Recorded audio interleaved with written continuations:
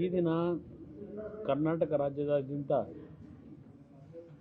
ನಾಡಪ್ರಭು ಕೆಂಪೇಗೌಡರ 515ನೇ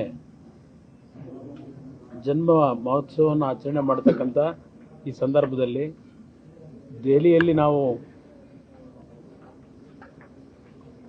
ನಮ್ಮ ಲೋಕಸಭೆಯ ಜಂಟಿ ಅಧಿವೇಶನದಲ್ಲಿ ಇವತ್ತೇನು ಭಾಗವಹಿಸಬೇಕಾಗಿದೆ. ರಾಜ್ಯಸಭೆ ಮತ್ತು ಲೋಕಸಭೆ ಜಂಟಿ ಅಧಿವೇಶನ ಉದ್ದೇಶಿಸಿ ಗೌರವಾನ್ವಿತ ರಾಷ್ಟ್ರಪತಿಗಳ ಇವತ್ತು ಭಾಷಣ ಏನಿದೆ, ಆ ಹಿನ್ನೆಲೆಯಲ್ಲಿ ನಾಡಪ್ರಭು ಕೆಂಪೇಗೌಡರಿಗೆ ನಾನು, ಸೋಮಣ್ಣ ಅವರು, ನಮ್ಮ ಕೋಲಾರದ ಮಲ್ಲೇಶ್ ಅವರು ಕರ್ನಾಟಕ ಭವನದಲ್ಲೇ ಅವರ ಭಾವಚಿತ್ರಕ್ಕೆ ಪುಷ್ಪಾರ್ಚನೆ ಅರ್ಪಿಸ್ತಕ್ಕಂಥದ್ರ ಮುಖಾಂತರ ನಮ್ಮ ಗೌರವವನ್ನು ಸಲ್ಲಿಸ್ತಕ್ಕಂಥ ಕೆಲಸ ಮಾಡಿದ್ದಾರೆ. ಸರ್, ಇವತ್ತು ಸಂಜೆ ಸಿಎಂ ಅವರು ಮೀಟಿಂಗ್ ಕರೆದಿದ್ದಾರೆ, ಭಾಗಿಯಾಗ್ತಿದ್ದಾರೆ, ಏನು ವಿಷಯಗಳು ಚರ್ಚೆ ಅನ್ನೋದೇನಾಗಿದೆ?